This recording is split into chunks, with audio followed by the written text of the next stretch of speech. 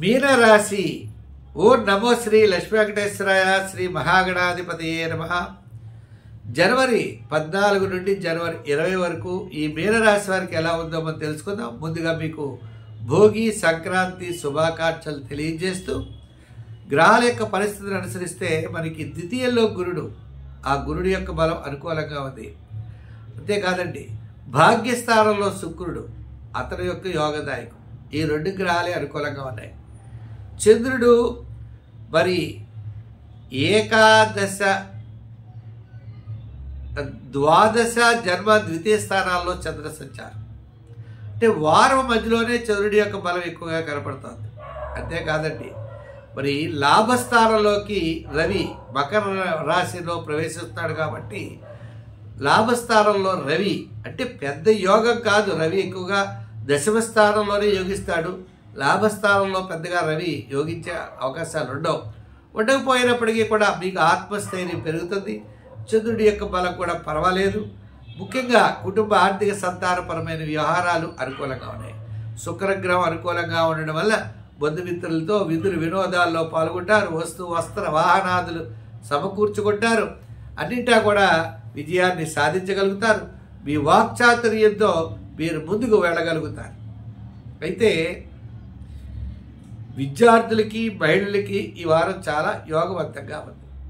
రాజకీయ నాయకులకి పర్వాలేదు. ఇంకా వృత్తుల వారి విషయానికి వచ్చినట్లయితే కళారంగం వారికి అనుకూలత, న్యాయవాదులు, వైద్యులు, చిన్న చిన్న వృత్తులు చేసేవారు, సంచార వృత్తులు చేసేవారు అందరికీ ఈ వారం అనుకూలంగా ఉంది. వ్యాపార పరంగా కూడా చూసినట్లయితే ఆర్థిక లావాదేవీలు వార ప్రారంభం నుంచి క్రమేపీ అనుకూలమైన వాతావరణం ఉన్నది. అయితే ఈ రాశి వారికి ఒక ముఖ్యమైన విషయం, చిన్న విషయానికి ఎక్కువ పట్టుదల పట్టి కోపము, ఇరిటేషను, ఆకస్మికమైన నిర్ణయాలు తీసుకోవడం, అప్పుడే చేంజ్ అయిపోతూ ఉంటారు.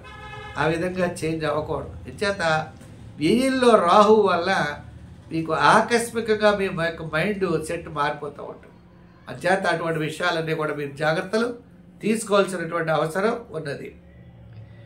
ఇంకా ఈ రాశి వారికి ఈ వారం అనుకూలమైనటువంటి కాలమే కాబట్టి ఆరాధించవలసినది అమ్మవారిని ఆరాధించాలి. రాశిలోనే రాహు.